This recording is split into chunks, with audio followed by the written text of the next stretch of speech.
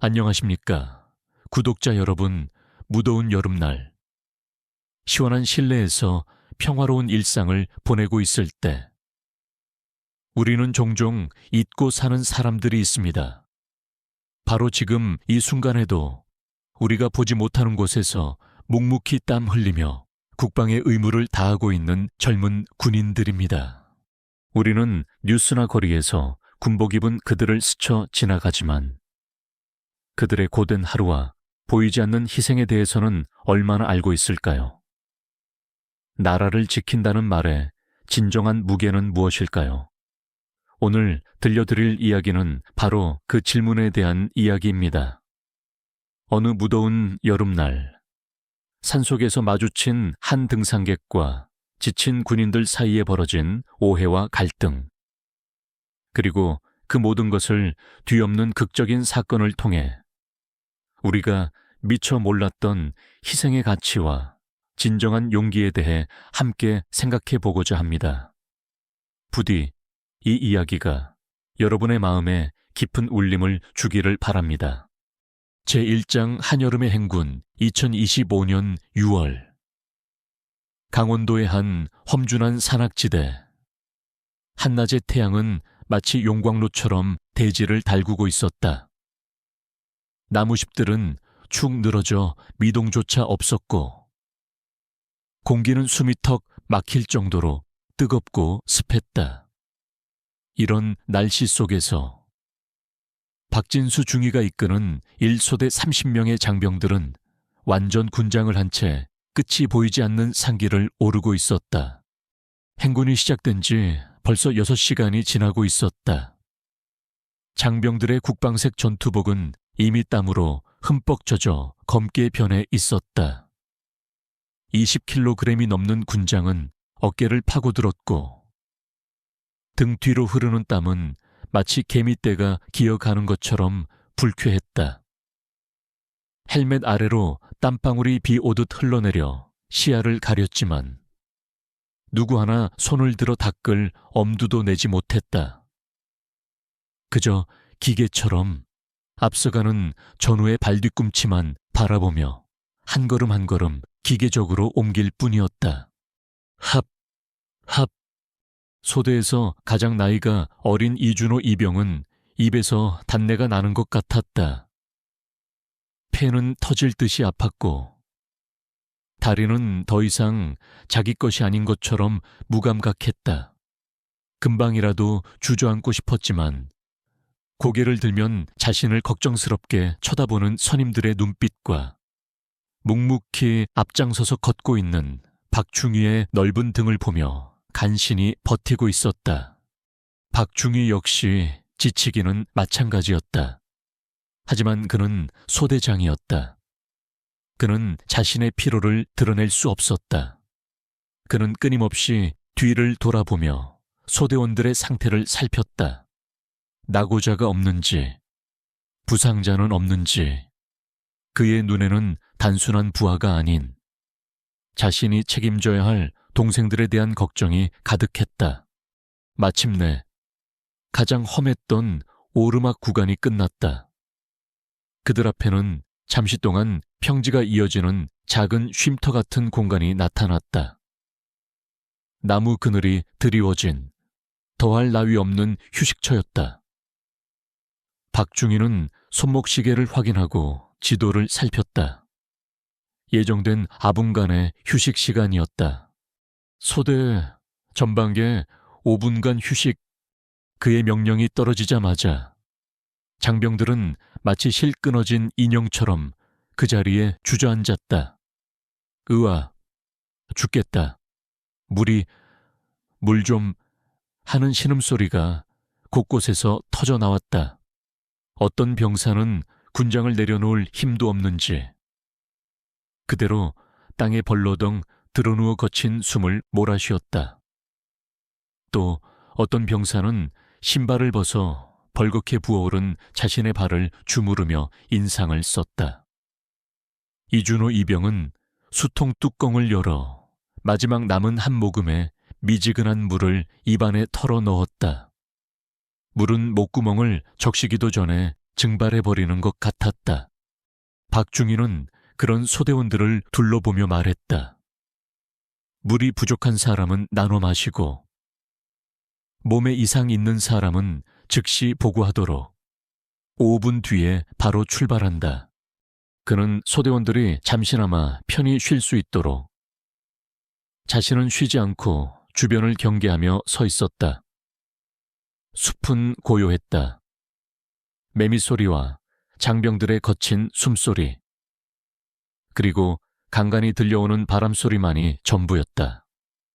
이 짧은 평화, 앞으로 남은 기나긴 행군을 버티게 해줄 유일한 오아시스였다. 장병들은 이 고요함 속에서 전투와 끈을 고쳐매고 서로의 어깨를 주물러주며 전우회를 다졌다. 누구 하나 불평하지 않았다. 이것이 그들의 임무이고 그들의 일상이었기 때문이다. 그들은 아직 알지 못했다. 이 짧고 소중한 휴식의 시간을 누군가의 오만한 편견이 산산조각 내러 다가오고 있다는 것을, 그리고 그 만남이 잠시 후 모두의 목숨을 건 거대한 시험의 서막이 될 것이라는 사실을, 소대원들이 잠시나마 꿀맛 같은 휴식을 취하고 있던 바로 그때였다. 숲의 고요함을 깨는 이질적인 소리가 들려왔다. 탁, 탁, 탁. 무언가 단단한 것이 주기적으로 땅을 찍는 소리. 그것은 흙길이 아닌 등산객의 비싼 등산 스티기 바위와 부딪히는 소리였다. 잠시 후 길모퉁이에서 한 남자가 모습을 드러냈다. 남자의 모습은 지친 병사들과 극명한 대조를 이루었다. 머리부터 발끝까지. 머리에는 세련된 디자인의 등산 모자. 얼굴에는 고급 선글라스. 몸에는 방금 막 상표를 뜯은 것처럼 보이는 화려한 색상의 최고급 아웃도어 의류를 걸치고 있었다. 손에는 가벼워 보이는 카본 등산 스틱이 들려 있었고, 등에는 전문가용 소형 배낭이 매여 있었다. 그는 전혀 지친 기색 없이 오히려 활력이 넘쳐 보였다. 그는 귀에 무선 이어폰을 낀 채 큰 소리로 통화를 하고 있었다. 그의 목소리는 조용한 숲의 분위기를 전혀 배려하지 않았다. 박 이사 금요일까지 우리 조건 안 받아들이면 그 계약은 없는 걸로 해. 우리가 무슨 자선사업가인 줄 알아. 시간 낭비하지 말라고 전해. 그의 이름은 김상진이었다. 그는 성공한 중소기업 사장이었고 세상의 모든 것을 효율과 손익의 관점에서 판단하는 사람이었다. 효율 중요한 건 효율이야. 시간을 낭비하는 건 돈을 낭비하는 거라고 알겠어. 김상진은 통화를 끊고 스마트폰을 주머니에 넣었다. 그리고 마침내 그의 시선이 땅바닥에 주저앉아 쉬고 있는 군인들에게로 향했다. 그는 걸음을 멈췄다. 그의 표정이 사업적인 짜증에서 노골적인 경멸로 바뀌는 데는 오랜 시간이 걸리지 않았다. 그는 눈살을 찌푸리며 군인들을 위아래로 훑어보았다. 땅바닥에 드러누운 병사, 신발을 벗고 발을 주무르는 병사, 눈을 감고 거친 숨을 몰아쉬는 병사, 그의 효율 우선주의. 뇌는 이 광경을 도저히 용납할 수 없었다.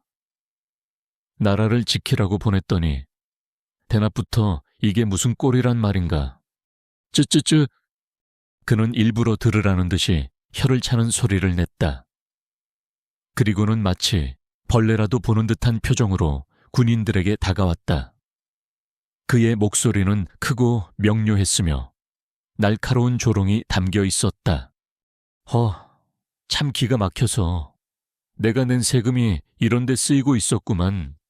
그의 말에 몇몇 병사들이 놀라 고개를 들었다. 김상진은 아랑곳하지 않고 말을 이었다. 나라 지킨다는 놈들이 대낮부터 산에서 퍼져 잠이나 자고 있고 요즘 군대 좋아졌어. 아주 게으르다 못해 빠져가지고 그의 경멸적인 시선이 가장 지쳐 보이던 이준호 이병에게로 향했다. 야, 거기 너. 그가 등산 스틱으로 이준호 이병을 가리켰다. 꾀병 부리지 말고 일어나. 나 때는 말이야. 이따위로 군 생활했으면 죽도록 맞았어. 정신 상태가 글러먹었어. 아주. 그 모욕적인 말에 이준호 이병의 얼굴이 새빨갛게 달아올랐다. 극심한 피로감은 분노와 수치심으로 순식간에 바뀌었다. 그는 주먹을 꽉 쥐고 몸을 일으키려 했다. 뭐라고요? 아저씨. 하지만 그가 몸을 일으키기도 전에 박진수 중위의 단단한 손이 그의 어깨를 눌렀다.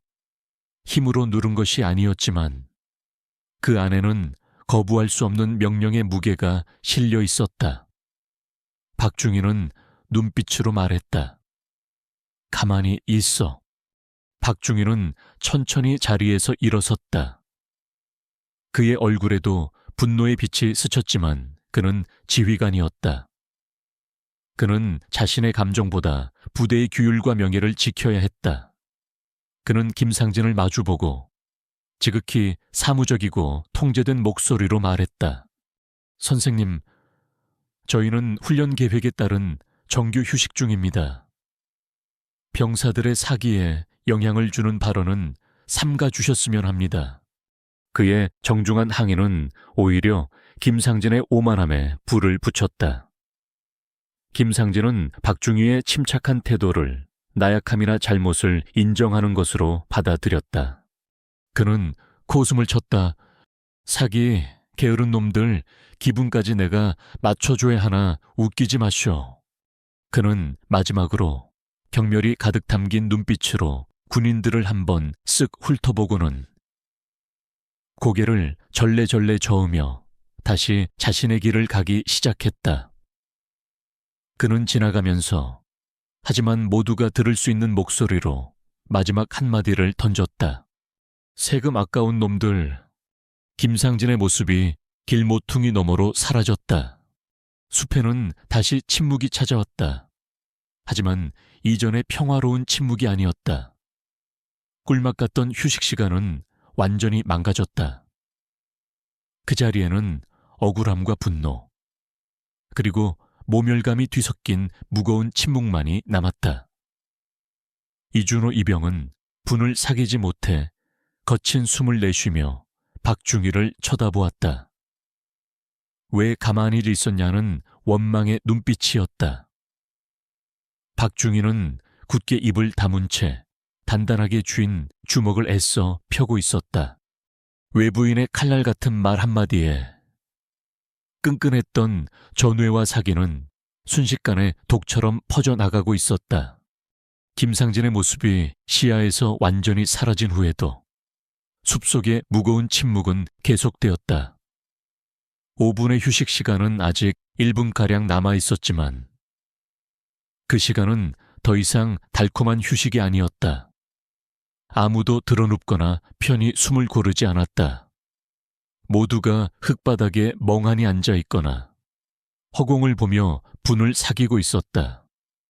방금 전 그 남자가 뱉어낸 말들은 보이지 않는 독침처럼 장병들의 지친 몸과 마음에 깊숙이 박혀 있었다.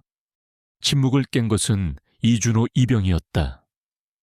그는 더 이상 참을 수 없다는 듯 자신을 제지했던 박진수 중위를 향해 원망 가득한 목소리로 외쳤다. 왜 그냥 뒀습니까? 소대장님, 왜 저희가 저런 말을 듣고도 가만히 있어야 합니까? 우리가 군인이지. 동네북입니까? 힘들어서 잠시 쉬는 것도 죄입니까? 그의 목소리는 억울함에 떨리고 있었다. 그의 외침에 다른 소대원들 사이에서도 동조하는 듯한 웅성거림이 일었다. 이 이병 말이 맞아. 민간인이 뭘 안다고 저렇게 함부로 말하는 건지. 너무 모욕적이었습니다. 불만은 전염병처럼 빠르게 퍼져나갔다. 소대 전체의 사기가 바닥으로 곤두박질 치고 있었다. 그때 소대 선임하사인 김중사가 나섰다. 그는 산전수전 다 겪은 베테랑 군인이었다. 그는 이준호 이병의 어깨를 툭 치며 거칠지만 경험에서 우러나온 목소리로 말했다. 이병, 그만 못해 소대장님께서 잘 대처하신 거야. 저런 민간인하고 말 섞어봐야 우리만 손해야. 시끄럽게 싸움이라도 나봐. 결국 피곤해지는 건 우리라고. 군인의 자존심은 말싸움에서 이기는 게 아니라 어떤 상황에서도 규율을 지키는 데 있는 거야. 김 중사의 말에 소대원들의 웅성거림이 조금 잦아들었지만 여전히 분이 풀리지 않은 표정들이었다. 박진수 중위는 마침내 자리에서 일어섰다.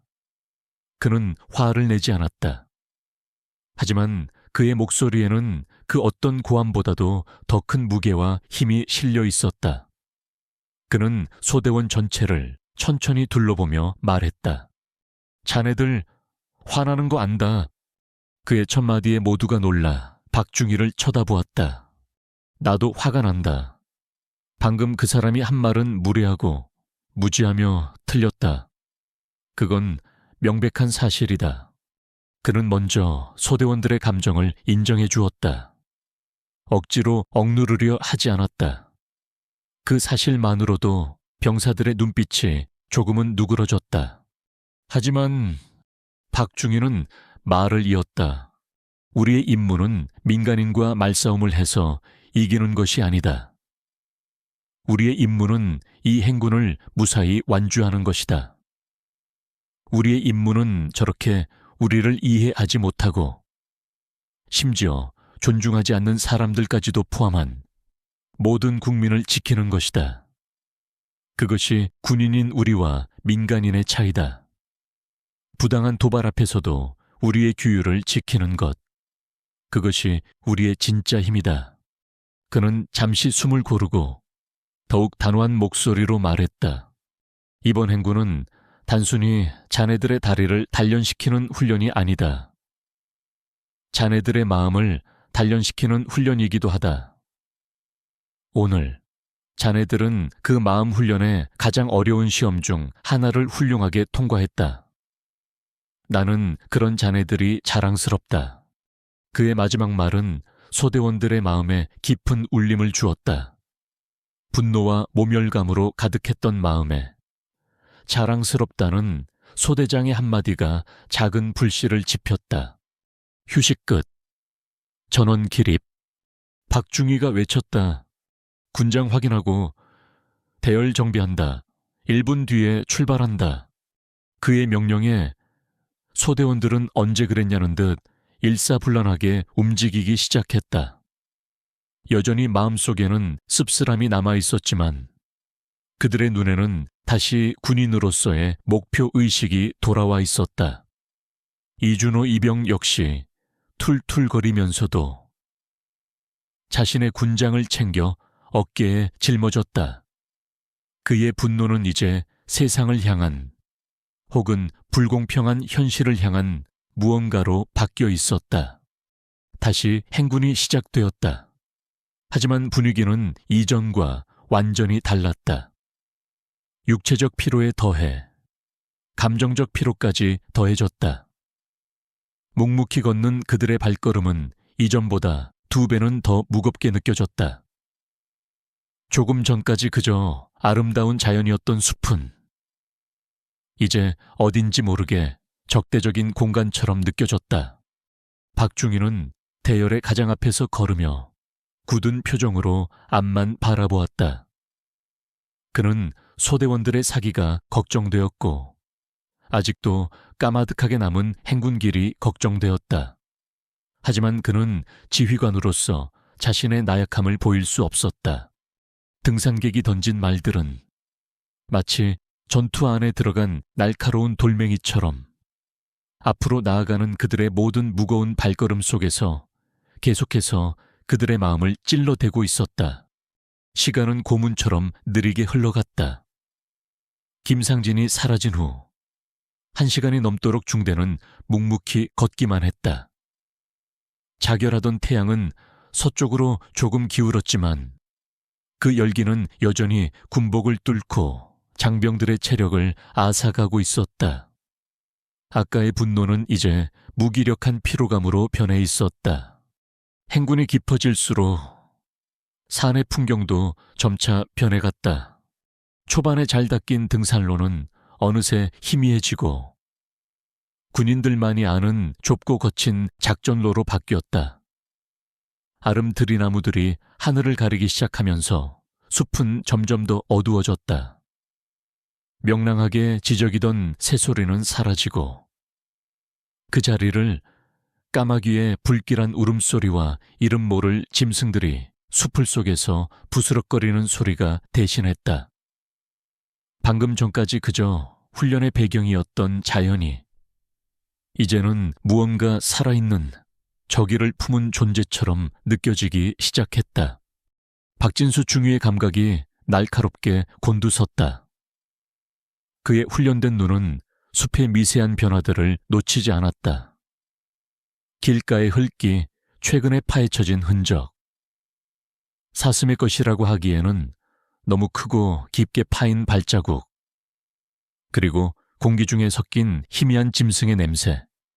그는 오른손을 들어올려 조용히 수신호를 보냈다. 정지. 소대원들은 즉시 그 자리에 멈춰 섰다. 그들의 얼굴에서 피로감은 사라지고 잘 훈련된 군인 특유의 긴장감이 감돌았다. 그들은 본능적으로 자신의 총기를 고쳐잡고 주변을 경계하기 시작했다. 그때였다. 크르르, 킁. 오른쪽의 빽빽한 숲속에서 낮고 위협적인 소리가 들려왔다. 단순한 동물의 소리가 아니었다. 그것은 자신의 영역을 침범당한 맹수가 내는 명백한 경고음이었다. 잠시 후 왼쪽 편에서도 비슷한 소리가 메아리처럼 응답했다. 소대 선임하사인 김중사가 박중희의 곁으로 다가와 나직이 속삭였다. 소대장님, 저 소리 멧돼지 같습니다. 그것도 한두 마리가 아닌 것 같습니다. 박중희의 얼굴이 굳어졌다. 멧돼지. 특히 무리를 지은 멧돼지는 산에서 마주칠 수 있는 가장 위험한 동물 중 하나였다. 흥분한 멧돼지는 작은 트럭 한 대와 맞먹는 파괴력을 지니고 있었다. 전원 소총 안전장치 확인하고 저 자세로 천천히 이동한다. 절대 먼저 자극하지 마. 박중희가 조용한 목소리로 명령을 내렸다. 소대원들은 이제 극도의 경계 태세를 갖춘 채 한 걸음 한 걸음 조심스럽게 앞으로 나아갔다. 그들의 신경은 온통 숲속의 움직임에 집중되어 있었다. 부스럭거리는 소리는 점점 더 커지고 가까워졌다. 무언가 거대한 것들이 그들의 주위를 에워싸듯 움직이고 있었다. 장병들은 서로의 눈빛을 교환했다. 그들의 심장이 긴장으로 빠르게 뛰기 시작했다. 그들은 인간과의 전투를 위해 훈련받았다. 하지만 통제 불가능한 야생 맹수와의 대치는 전혀 다른 종류의 공포였다. 중대는 덤불이 우거진 급한 커브길에 다다랐다. 한 치 앞도 보이지 않는 위험한 구간이었다. 바로 그 순간, 바로 코앞에서 인간의 비명이 터져 나왔다. 놀라서 지르는 단발적인 비명이 아니었다. 자신의 죽음을 예감한 자만이 내지를 수 있는 처절하고 날카로운 영혼까지 찢어발기는 듯한 공포의 절규였다. 그리고 그 목소리는 너무나도 익숙했다. 조금 전 그들에게 온갖 모욕을 퍼부었던 오만한 등산객 김상진의 목소리였다. 그의 비명은 갑자기 뚝 끊겼다. 그리고 그 자리를 여러 마리의 짐승들이 분노하여 내지르는 광기 어린 꿀꿀거림과 땅을 파헤치는 격렬한 소음이 대신했다. 찰나의 순간 소대원들은 그 자리에 얼어붙었다. 이준호 이병의 머릿속에는 자신도 모르게 꼴 좋다는 생각이 스쳐 지나갔다. 자신들을 그렇게 무시하고 모욕하더니 결국 제 꾀에 제가 넘어간 것이 아닌가. 하지만 그 생각은 정말 찰나의 순간뿐이었다. 박진수 중위의 얼굴에서 모든 감정이 사라졌다. 그의 얼굴은 이제 오직 임무만을 생각하는 지휘관의 강철 가면으로 변해 있었다.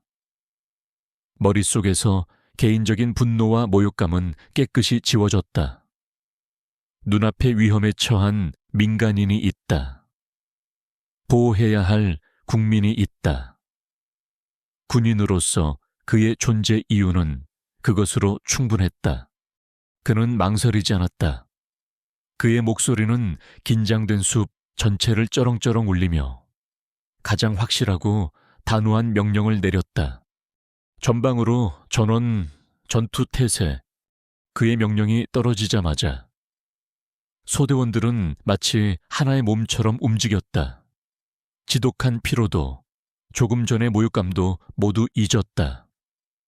오직 그들의 몸과 마음을 지배하는 것은 위험에 처한 인간을 구해야 한다는 군인의 본능과 지휘관의 명령에 따라 움직이는 절대적인 의무감뿐이었다. 그들은 끔찍한 소리가 들려오는 방향을 향해 자신의 무거운 군장과 피로를 잊은 채 달리기 시작했다. 박진수 중위의 명령이 떨어지자마자 소대원들은 하나의 거대한 생물처럼 움직였다. 그들은 덤불을 헤치고 쓰러진 나무를 뛰어넘으며 끔찍한 비명이 들려온 곳으로 질주했다. 군장의 무게도 지독한 피로도 더 이상 느껴지지 않았다. 오직 전방의 아군, 아니 위험에 처한 민간인을 구해야 한다는 본능만이 그들을 앞으로 나아가게 했다. 몇십 초 뒤 선두에 섰던 박중희와 수색조가 덤불을 뚫고 작은 공터로 뛰쳐나왔다. 그리고 그들은 눈앞에 펼쳐진 광경에 순간 숨을 멈췄다. 그곳은 지옥이었다. 공터의 끝은 가파른 바위 절벽으로 막혀 있었다. 그리고 그 절벽 앞에 한 남자가 필사적으로 뒷걸음질 치고 있었다. 바로 몇 시간 전 그토록 오만한 태도로 그들을 모욕했던 등산객 김상진이었다. 그의 모습은 처참했다. 비싸 보이는 등산복은 찢어지고 흙투성이가 되어 있었고 얼굴은 공포로 새하얗게 질려 있었다. 손에는 부러진 등산 스틱 한 짝만이 위태롭게 들려 있었다.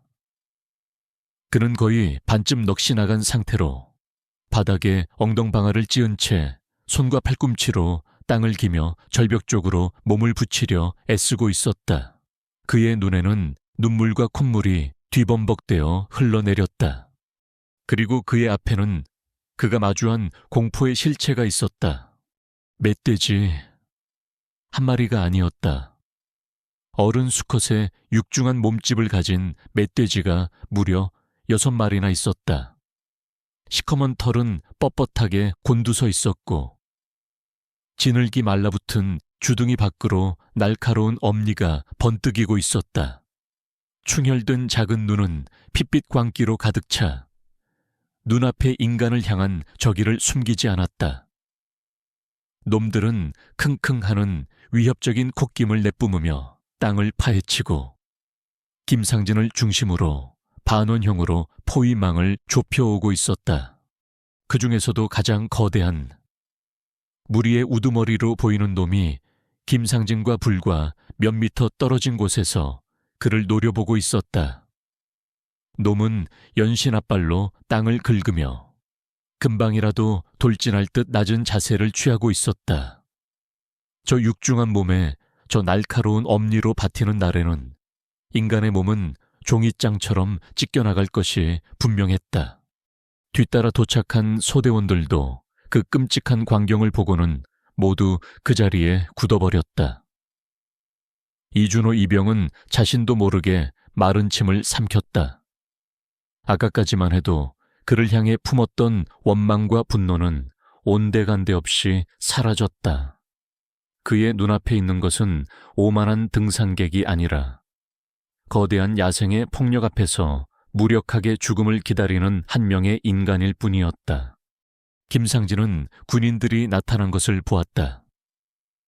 그의 눈에 잠시 희망의 빛이 스치는가 싶더니 이내 더 큰 절망으로 바뀌었다. 저 젊은 군인들이라고 해서 이 미친 짐승들을 상대로 뭘 할 수 있단 말인가. 그는 무언가 소리치려 했지만 목구멍에서는 흑 하는 공포에 질린 신음소리만 새어나올 뿐이었다. 크르르르. 킁. 우두머리 멧돼지가 마침내 결심을 굳힌 듯 땅을 울리는 위협적인 소리를 냈다. 놈은 김상진을 향해 머리를 더 깊숙이 숙였다. 강력한 뒷다리의 근육이 폭발 직전의 스프링처럼 팽팽하게 수축했다. 돌격 직전의 마지막 신호였다. 박중희의 머릿속은 초고속 컴퓨터처럼 돌아갔다. 민간인 고립, 다수의 위협 개체, 제한된 공간, 사망 확률 매우 높음. 그는 소리쳤다. 전원 소총 안전장치 해제. 철컥. 소대원들의 소총에서 일제히 안전장치가 풀리는 금속성 소리가 숲의 정적을 갈랐다. 김상진은 눈앞의 멧돼지와 갑자기 총을 겨누는 군인들을 번갈아 보며 이제 모든 것이 끝났다고 생각했다. 그는 공포에 질려 두 눈을 질끈 감았다. 자신의 오만함이 불러온 끔찍한 최후였다. 바로 그 순간 우두머리 멧돼지가 땅을 박차고 앞으로 튀어나갔다. 시커먼 분노의 덩어리가 죽음의 창날 같은 엄니를 앞세우고 절망에 빠진 한 인간을 향해 망설임 없이 돌진했다. 멧돼지가 땅을 박차고 돌진하는 바로 그 찰나 시간은 압축되었다 팽창하는 듯했다. 김상진의 눈에는 자신을 향해 달려드는 검은 죽음의 형체가 영혼처럼 길게 느껴졌다. 하지만 박진수 중위의 시간은 달랐다. 그의 머릿속은 그 어떤 순간보다도 빠르고 차갑게 회전했다. 공포가 끼어들 틈은 없었다. 오직 상황 판단, 명령. 그리고 결과만이 존재했다. 그의 목소리가 숲을 찢었다. 그것은 더 이상 평범한 20대 청년의 목소리가 아니었다. 수십 명의 생명을 책임지는 지휘관의 절대적인 권위와 신뢰를 담은 목소리였다. 사격 중지, 함부로 쏘지 마. 그의 첫 명령은 격발이 아니었다. 통제였다. 흥분한 병사들이 우왕좌왕하며 실탄을 난사했다가는 민간인이 맞거나 다른 멧돼지들을 더 자극하는 최악의 상황이 벌어질 수 있었다. 1조 공포탄 장전 전방 30도 상공 연속으로 발사 실시. 명령은 구체적이고 정확했다. 민간인 구조 및 위협동물 퇴치 매뉴얼의 첫 단계. 불필요한 살상을 피하고 소음으로 위협을 무력화하는 것. 2조 실탄 장전 내 명령 없이는 절대 격발 금지 민간인 엄호 위치로. 그는 최악의 상황까지 대비했다. 1조의 공포탄 사격이 실패할 경우 2조의 실탄 사격으로 즉시 전환하기 위한 전술적 판단이었다. 소대원들은 공포에 질려 있었지만 그들의 몸은 지휘관의 명령에 따라 기계처럼 반응했다. 지난 수년간 수천, 수만 번 반복했던 훈련의 결과였다. 그들의 몸은 공포를 기억하는 것이 아니라 명령을 기억하고 있었다. 1조의 병사들이 일제히 소총의 놀이쇠를 당겼다 밀어넣으며 공포탄을 장전했다. 그리고 하늘을 향해 반가쇠를 당겼다. 다다다다다다다. 고요하던 숲을 뒤흔드는 귀가 터질 듯한 총성이 폭음처럼 터져 나왔다. 수십 발의 공포탄이 만들어낸 굉음은 나무와 바위 사이를 메아리치며 증폭되었다. 이 갑작스러운 공격에 김상진을 둘러싸고 있던 나머지 멧돼지들이 혼비백산했다. 놈들은 겁에 질려 꿀꿀거리며 주춤거리기 시작했다. 하지만 문제는 우두머리였다. 이미 돌진을 시작해 아드레날린이 극에 달한 놈에게 소음만으로는 충분하지 않았다. 놈은 굉음에 잠시 움찔했을 뿐 멈추지 않았다. 오히려 마지막 남은 이성을 잃고 오직 눈앞의 목표물을 향해 더욱 맹렬하게 돌진했다. 김상진과 멧돼지 사이의 거리는 이제 불과 몇 미터도 남지 않았다. 공포탄은 실패했다. 이제 남은 시간은 1초도 되지 않았다. 박중희는 그 찰나의 순간 다음 결정을 내려야 했다. 2조, 조준, 박중희 자신을 포함한 2조의 병사들이 일제히 소총을 겨눴다. 하지만 그들의 총구는 멧돼지의 몸통이나 머리를 향하지 않았다. 그들은 돌진하는 멧돼지의 바로 앞, 1미터 전방의 땅바닥을 조준했다. 마지막까지도 생명을 해치지 않고 위험만을 제거하려는 군인의 냉철하고도 인간적인 판단이었다. 단발, 쏴! 탕탕탕. 이번에는 공포탄의 요란한 소음과는 다른 묵직하고 날카로운 실탄의 격발음이 연달아 터져 나왔다. 여러 발의 총알이 정확하게 우두머리 멧돼지의 코앞 땅바닥에 박혔다. 퍽퍽 흙과 돌멩이, 그리고 풀더미가 폭탄처럼 터져 올라 멧돼지의 얼굴과 민감한 코에 그대로 쏟아졌다. 휴에 엄청난 굉음과 총구의 섬광, 그리고 코앞에서 터져 나온 파편의 물리적 충격. 이 삼중 공격에 멧돼지는 마침내 이성을 잃었다. 놈은 고통과 혼란 속에서 끔찍한 비명을 지르며 돌진 방향을 틀었다. 놈의 거대한 몸뚱이는 옆쪽 덤불 속으로 처박혔고 이내 겁에 질린 다른 멧돼지들과 함께 왔던 길을 되돌아 미친 듯이 숲속 깊은 곳으로 달아나기 시작했다. 숲에는 다시 정적이 찾아왔다. 총성의 날카로운 메아리와 화약 냄새, 그리고 김상진의 헐떡이는 거친 숨소리만이 그 정적의 주인이었다. 소대원들은 긴장을 풀지 않았다. 그들은 여전히 소총을 견착한 채 멧돼지들이 사라진 방향을 날카롭게 주시했다. 혹시라도 놈들이 다시 돌아올 가능성에 대비하는 것이었다. 그들의 규율은 위협이 완전히 사라졌다고 판단될 때까지 절대 무너지지 않았다. 박중희 역시 총구를 내리지 않고 주변을 샅샅이 훑었다. 30초, 영원처럼 느껴지는 30초가 흐른 후에야 그는 마침내 총구를 천천히 내렸다. 경계태세 유지, 위협 상황 종료. 그가 낮은 목소리로 명령했다. 박중희는 천천히 돌아보았다. 소대원들은 여전히 각자의 위치를 지키고 있었고 김상진은 바닥에 주저앉은 채 방금 전 멧돼지가 자신을 덮치려 했던 그 허공을 멍하니 초점 없는 눈으로 바라보고 있었다. 그의 온몸이 사시나무처럼 떨리고 있었다.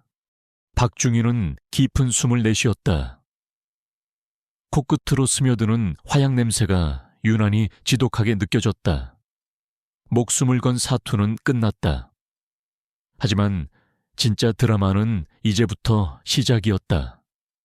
그는 자신의 목숨을 구해준 그 게으른 군인들의 지휘관인 자신을 향해 첫걸음을 옮겼다. 총성이 남긴 예리한 메아리가 숲속으로 완전히 스며든 후에야 김상진은 자신이 아직 살아있다는 사실을 깨달았다. 화약 냄새가 코를 찔렀다. 조금 전까지 자신을 향해 돌진하던 죽음의 그림자는 온데간데 없었다. 그는 떨리는 눈으로 주위를 둘러보았다. 젊은 군인들은 여전히 자신을 중심으로 방어 진영을 유지한 채 숲의 어두운 구석구석을 날카롭게 경계하고 있었다. 그들의 모습은 마치 철옹성 같았다. 박진수 중위는 몇 가지 수신호로 소대원들에게 지시를 내렸다. 베테랑인 김 중사가 2명의 병사를 데리고 주변 정찰에 나섰고, 나머지 병력은 경계태세를 푼 채 휴식을 취하기 시작했다. 그제야 박중희는 몸을 돌려 여전히 바닥에 주저앉아 있는 김상진에게로 다가갔다. 그의 군화가 마른 흙을 밟는 소리가 유난히 크게 들렸다. 김상진은 자신에게 다가오는 젊은 장교를 공포와 수치심이 뒤섞인 눈으로 바라보았다. 무슨 말을 할까? 꼴 좋다고 비웃을까 아니면 아까의 무례를 꾸짖을까?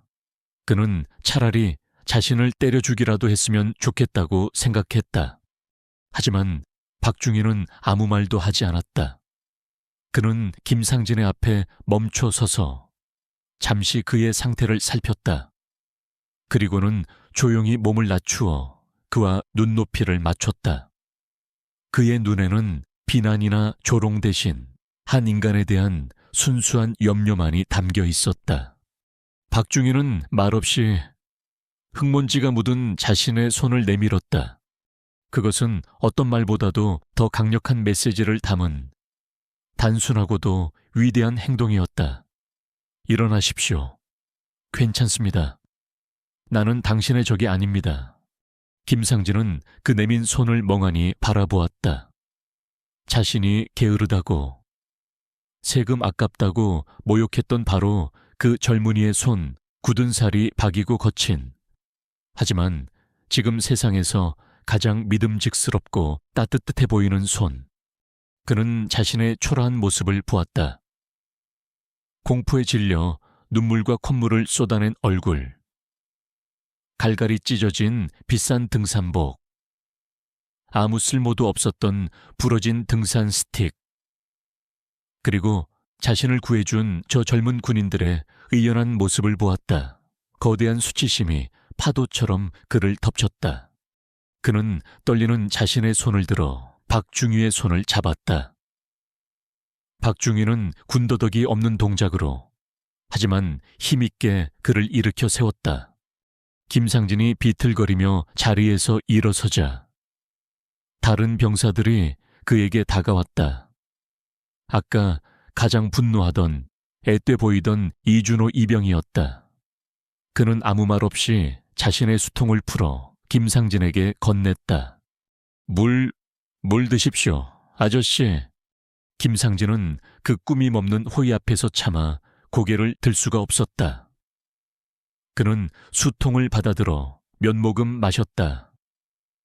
미지근한 물이 타들어가는 목을 적셔주자 닫혀있던 감정의 둑이 터져 나왔다. 그는 더 이상 버틸 수가 없었다. 성공한 사업가라는 가면도, 오만한 중년이라는 자존심도 모두 산산조각 났다. 그는 어린아이처럼 그 자리에 서서 흐느끼기 시작했다. 미안합니다. 그는 처음에는 제대로 말을 잇지 못했다. 그저 미안하다는 말만 반복하며 어깨를 들썩였다. 병사들은 어쩔 줄 몰라 하며 그를 지켜볼 뿐이었다. 군사훈련은 사람을 죽이는 법과 살리는 법은 가르쳐줬지만 한 어른의 무너진 마음을 위로하는 법은 가르쳐주지 않았다. 한참을 울던 김상진은 마침내 고개를 들었다. 그의 얼굴은 눈물과 뉘우침으로 범벅이 되어 있었다. 그는 젊은 군인들을, 박중희를 향해 자신의 인생을 통틀어 가장 깊숙이 허리를 숙였다. 내가 정말 잘못했소. 젊은이들이 이렇게 나라를 위해 땀 흘리고 고생하는 것도 모르고 내가 정말 큰 죄를 지었소. 정말 미안합니다. 그는 다시 고개를 들고 진심을 다해 말했다. 그리고 고맙소. 내 어리석은 목숨을 구해줘서 정말 고맙습니다. 그의 진심 어린 사과와 감세. 소대원들은 침묵했다. 그 침묵을 깬 것은 박중이었다. 그는 김상진의 어깨에 조용히 손을 얹었다. 그의 목소리는 담담했다. 괜찮습니다. 선생님, 그는 다 이해한다거나 그럴 수도 있다고 말하지 않았다. 대신 그는 이렇게 말했다. 저희는 저희의 임무를 다했을 뿐입니다. 그 담담한 한마디가 그 어떤 위로나 용서의 말보다도 더 김상진의 가슴을 후벼 팠다. 그들이 행한 위대한 행동이 그들에게는 그저 임무일 뿐이라는 사실, 그 사실이 김상진의 오만했던 지난 시간을 더욱 부끄럽게 만들었다. 그는 고개를 들지 못했다.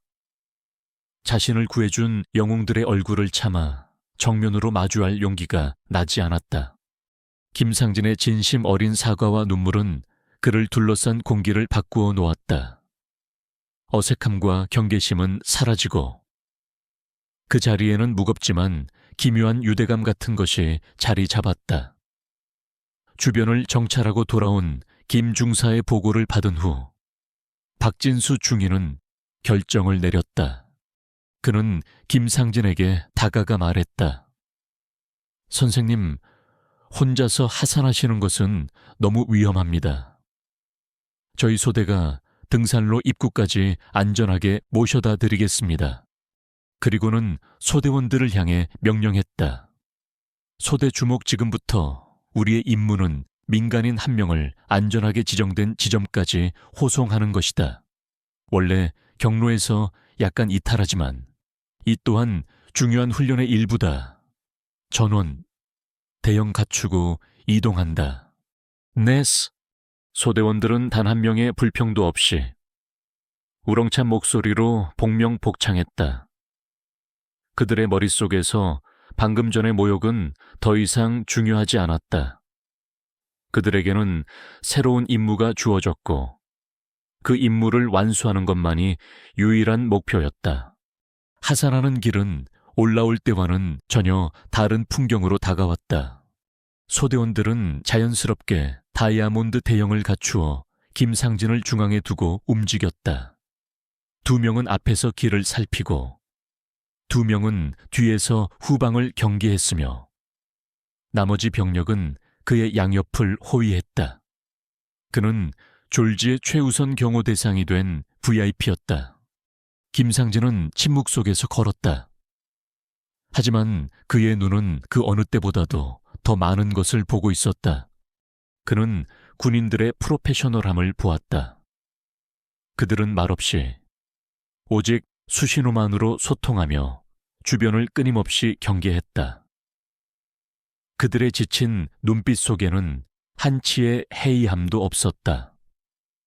그는 그들의 고난을 보았다. 돌부리에 걸려 휘청이는 전우를 말없이 부축해주는 모습, 벌겋게 물집이 잡힌 발을 절뚝이면서도 불평 한마디 없이 걷는 그가 모욕했던 이준호 이병의 굳게 담은 입술. 그는 또한 그들의 인간미를 보았다. 잠시 물을 마시기 위해 멈췄을 때 그들은 자신의 얼마 남지 않은 물을 그에게 먼저 건넸다.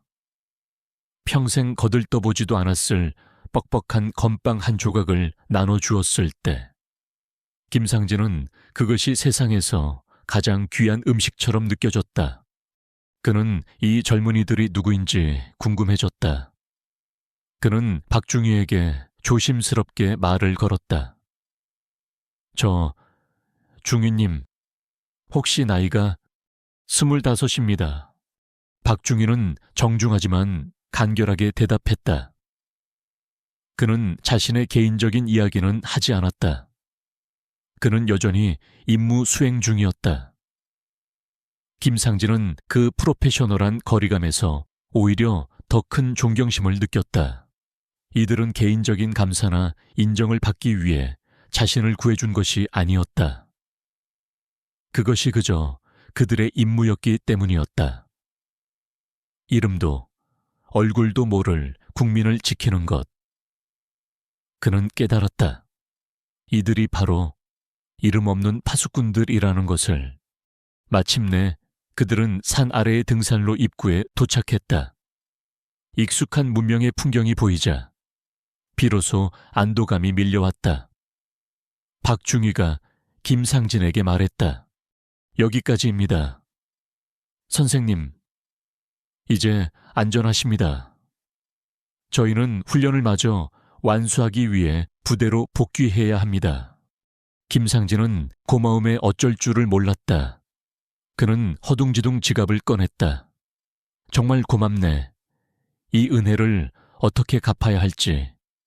제발, 이걸 받고 맛있는 거라도.